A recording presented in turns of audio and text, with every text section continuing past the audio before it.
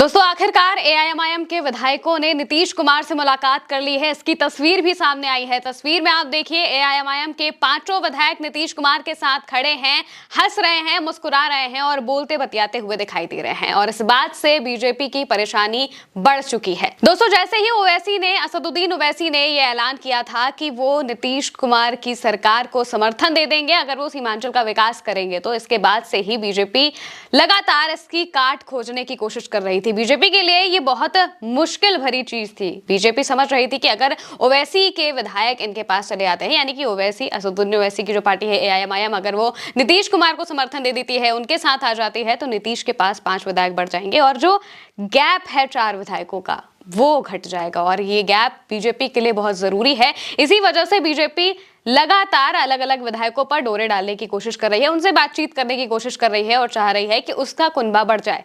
और इसी कड़ी में हमने देखा था कि सम्राट चौधरी की मुलाकात हुई थी एआईएमआईएम के विधायकों से। 2 विधायक से मुलाकात हुई थी, अख्तर उल इमान और सरवर आलम। इन 2 विधायकों से मुलाकात होती है सम्राट चौधरी की। लेकिन इसके कुछ ही देर बाद नीतीश कुमार से 5 विधायकों की मुलाकात होती है, जो बहुत कुछ बता रहा है कि आखिर नीतीश कुमार क्या करने की कोशिश कर रहे हैं। नीतीश कुमार सारी चीजों को देखते हैं, ऑब्जर्व करते हैं और उसके बाद धीरे धीरे ऐसे चीजें करते हैं जिससे सामने वाले को पता चले कि ओ अच्छा ये हो रहा है। और यही बिल्कुल हुआ है बीजेपी के साथ भी। बीजेपी को लग रहा था, अमित शाह को लग रहा था कि उनकी चाणक्य नीति हमेशा काम आती है तो यहां पर भी काम आ जाएगी। लेकिन नीतीश कुमार ने यह बताया है कि आखिर बिहार में वो अब भी मौजूदा खिलाड़ी हैं और काफी मंझे हुए राजनीतिक खिलाड़ी हैं। और इसी वजह से नीतीश कुमार एक के बाद एक बीजेपी के प्लान को फेल करते हुए दिखाई दे रहे हैं। इससे पहले नीतीश कुमार को कमजोर करने के लिए निशांत कुमार का नाम लेकर संजय झा से बयान दिलवाया गया था अमित शाह की तरफ से और कहा गया था कि भाई निशांत को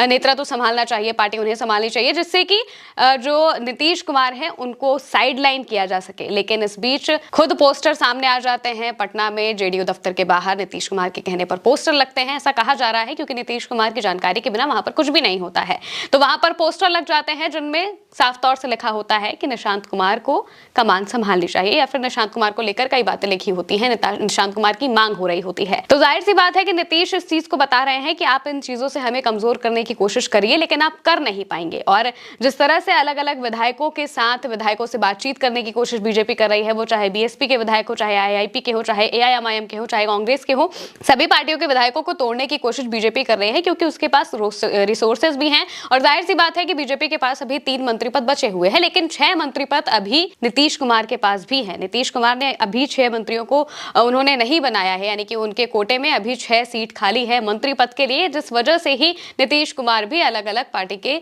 विधायकों से बात करने की कोशिश कर रहे हैं ताकि उनका कुनबा बड़ा हो सके और नीतीश कुमार को सुनने वाले, उनका साथ देने वाले लोग बढ़ जाएं।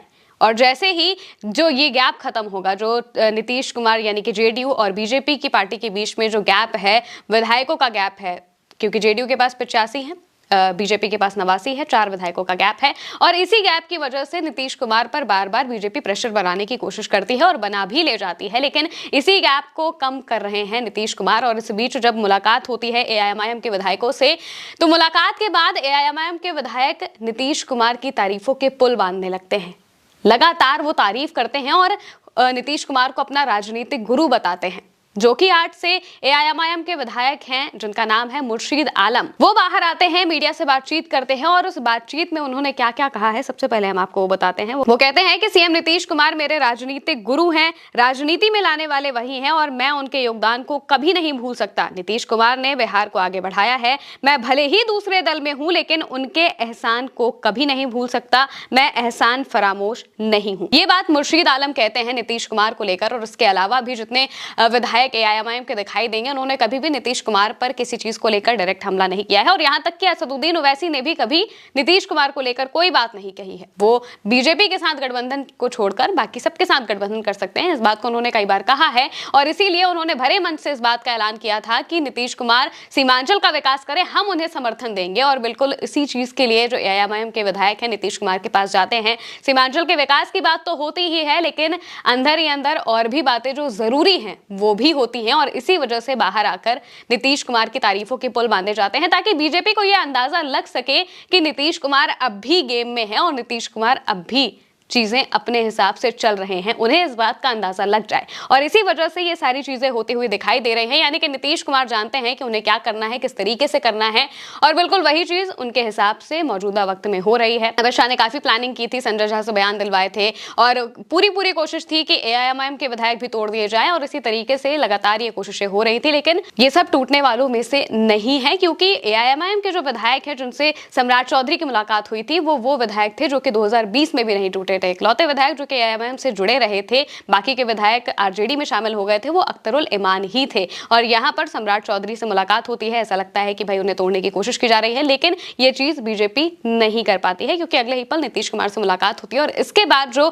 एआईएमआईएम के विधायक अलग अलग बातें कहते हैं, उससे साफ पता चलता है कि नीतीश कुमार को वो कितनी ज्यादा इज्जत देते हैं, नीतीश कुमार को समर्थन देने के लिए कितने ज्यादा तैयार है, क्योंकि मुख्यमंत्री तो नीतीश कुमार ही हैं और नीतीश कुमार के पास ही मंत्री के पद भी बचे हुए हैं। तो अब ये देखना होगा कि आखिर नीतीश कुमार कैसे इन सब चीजों को अपने हिसाब से सेटल करते हैं और अपने कुनबे को बढ़ाते हैं, या फिर जो लोगों के लिए काम करना है उस काम को करते हुए बीजेपी की हालत खराब करते हैं। फिलहाल के लिए मेरे साथ इस खबर में इतना ही। आप देखते रहिए उल्टा चश्मा यूसी।